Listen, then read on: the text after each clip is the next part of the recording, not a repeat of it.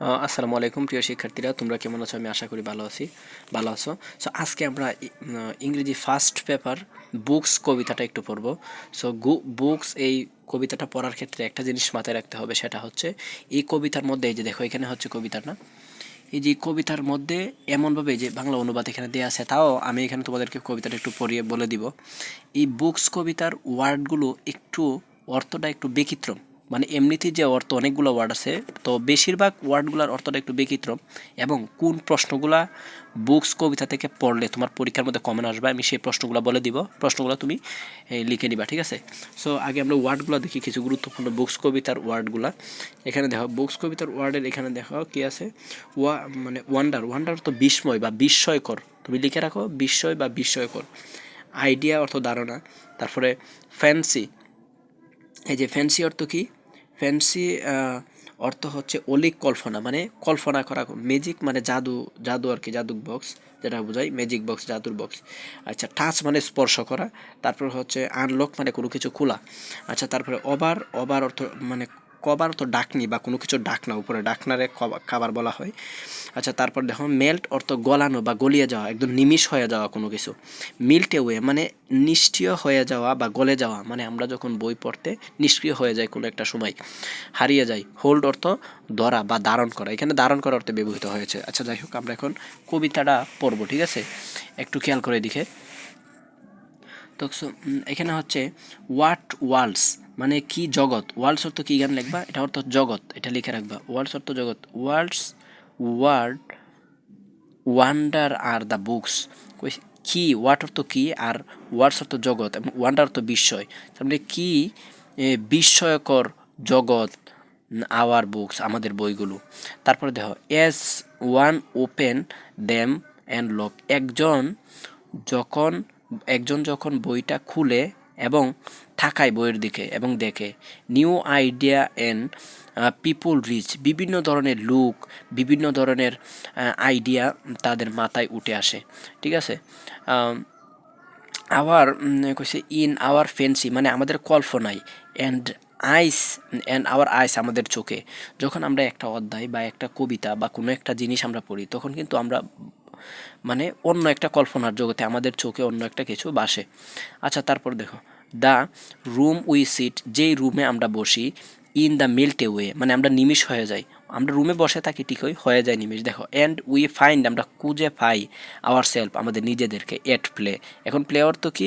Play অর্থ নাটক, play অর্থ উপন্যাস, প্লে অর্থ মানে যে কবিতার যে অধ্যায়টার যে পার্টটা তুমি পড়তেছো ওই পার্টটা বলতে বোঝাইতেছে। যখন মানে উই ফাইন্ড আওয়ার সেলফ আমরা আমাদের নিজেদেরকে খুঁজে পাই ওই প্লে, ওই নাটকের মধ্যে, ওই উপন্যাসের মধ্যে আমাদের মন চলে যায়। উইথ সাম ওয়ান হো মানে কারো সঙ্গে, মানে কারো, উইথ সাম ওয়ান মানে কারো সঙ্গে, হো যিনি, বিফোর দ্য ইন্ড মানে বিফোর দ্য ইন্ড, এই কবিতা বা উপন্যাসটা বিফোর দ্য ইন্ড মানে শেষ হবার পূর্বে বা শেষ হবার আগে। বিফোর অর্থ আগে বা পূর্বে, আর ইন্ড অর্থ শেষ। আচ্ছা, তারপর দেখো মে বিকাম আমরা হতে পারি, আমরা হতে পারি আওয়ার চোজেন পারসন মানে মে বিকাম আওয়ার চোজেন পারসন মানে কেউ না কেউ একজন হইতে পারে আমাদের মানে পছন্দের ব্যক্তি। যাই হোক, তারপর দেখো অ্যান্ড অর উই সাইল্ড যখন আমরা বসে থাকি, লং দ্য পেজ যখন উই সাইল্ড যখন আমরা, তখন আমরা বাসি দ্য পেজ ওই পাতায়, ওই উপন্যাস, ওই নাটকে, ওই পাতার মধ্যে। কইছে টু সাম আদার অন্য কোথাও, sum other to some other land মানে অন্য একটা ভূখণ্ডে, ল্যান্ডের তো ভূমি, অন্য একটা আদার মানে অন্য, অন্য একটা ভূখণ্ডে, অন্য একটা। তারপরে অর যুগ মানে এক অর্থ যুগ মানে অন্য একটা ভূখণ্ডে বা অন্য একটা যুগে আমরা চলে যাই। যেমন আমি যদি 1971 সালে বঙ্গবন্ধু শেখ মুজিবুর রহমানের আমি একটা 5ই আগস্টের জিনিসটা পড়েছিলাম। বঙ্গবন্ধু শেখ মুজিবুর রহমান যখন তার ধানমন্ডির 32, আমার যতটুকু মনে আছে আর কি, ভুল হইতে পারে, ক্ষমা সুন্দর দৃষ্টিতে দেখবা, ধানমন্ডির 32 নম্বর বাড়িতে তারা ছিল, মধ্যরাতের হবে, তখন কিন্তু তাদের উপর আক্রমণ করা হয়। তখন তাদের উপর যখন আক্রমণ করা হয়, সপরিবারে কিন্তু তাদেরকে হত্যা করা হয়, ঠিক আছে? 8 বছরের একজন সন্তান শেখ রাসেল, তাকে কিন্তু হত্যা করে শেখ হাসিনা, এবং শেখ রেহানা কিন্তু দেশে ছিল না, এখানে তারা বেঁচে ফিরছিল আর কিন্তু পুরো পরিবার বঙ্গবন্ধু শেখ মুজিবুর রহমানের বুকে 18টা গুলি দিয়েছিল। যাই হোক, আমি এই কথাটা বলার সাথে সাথে কিন্তু তোমাদের মাইন্ড যদি এখানে বসে থাকো, মোবাইলে ক্লাসগুলো দেখতেছো, কিন্তু তোমার মন ওই 1971 সালে বঙ্গবন্ধুর এই কাহিনীর মধ্যে চলে গেছে। যাই হোক, এখানে দেখো, তার মানে আমরা বেসে যাই ওই পাতায়, ওই পেজে, মানে অন্য একটা ভূখণ্ডে বা অন্য একটা যুগে। যেমন আমরা ওই মানে মুক্তিযুদ্ধের একটা যুগে চলে গেছিলাম। এখন হিয়ার ইজ আওয়ার বডি, মানে আমাদের বডি এখানে, ইন দ্য চেয়ার, যেমন তুমি এখন চেয়ারে বসে আছো।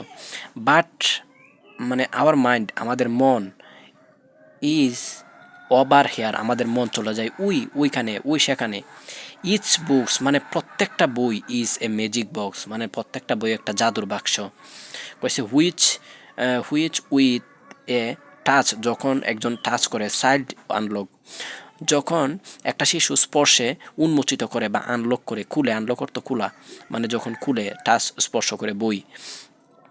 In between there outside cover, মানে এই যে বাইরের খাবারের, মানে দেয়ার তো তাদের, আউটসাইড কাভার মানে বাইরের খাবারের, বিটুইন মানে মধ্যে, বাইরের খাবারের ভিতরে, মানে বইয়ের খাবার, এই যে বাইরে, এই যে বইয়ের বাইরের যে খাবার, এই যে খাবার, এই খাবারের ভিতরের, এই বইয়ের খাবারের ভিতরের কি বোঝাচ্ছে, যে বাইরের খাবারের ভিতরে, বুকস হোল্ড, ধারণ করে, অল থিংস, সব কিছু, ফর দেয়ার লাভার্স, মানে বই তাদের প্রেমিকদের জন্য সব কিছু ধারণ করে রাখে।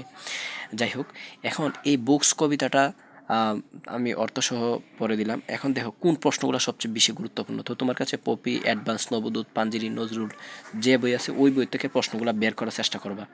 আর যদি পপি থাকে, তাহলে পপি বইয়ের দেখো 2026 পরীক্ষার্থীদের পপি বইয়ের 261 পৃষ্ঠার গেলে তোমরা এটা পাইবা অবশ্যই।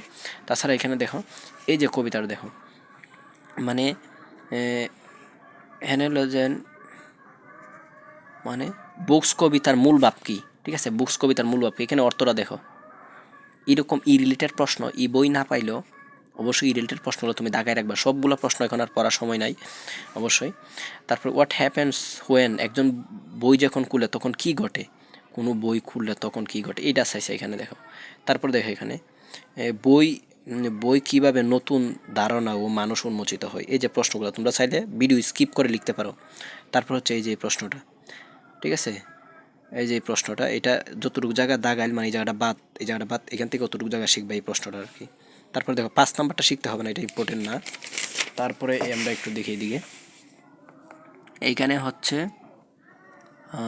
এই যে এই প্রশ্নটা শিখতে হবে অবশ্যই। এই যে এখানে কি লেখছে, বক্তা কেন বইয়ের জাদুর বাক্সের সাথে তুলনা করেছেন। এই প্রশ্ন না পাইলে তুমি লিখে রাখো, অথবা রিলেটেড প্রশ্ন তোমার বইয়ের মধ্যে শিখবা, ঠিক আছে। তারপরে দেখো এই 7 নাম্বার নাই, কিন্তু 8 নাম্বার প্রশ্নটা আছে, বই পড়া আমাদের মনকে কি করে। এটা বেশি ইম্পর্টেন্ট না, তাও শিখে রাখবা ছোটো ছোটো প্রশ্নগুলো, এবং খুব সহজ করে প্রশ্নগুলো এখানে লেখা। এখানে দেখো 10 নম্বর প্রশ্নটা। সো আমি আশা করি বুকস কবিতার এই প্রশ্নগুলো পড়লে অবশ্যই আর কোনো ভুল হবে না তোমার। ভালো করে পড়বা। সবার জন্য দোয়া এবং শুভকামনা রইল। সবার কাছে যদি একটু উপকারে আসে অবশ্যই লাইক কমেন্ট করে রাখবেন, সাবস্ক্রাইব করে রাখবা। সবাই ভালো থাকবে, সুস্থ থাকবে। আল্লাহ হাফেজ।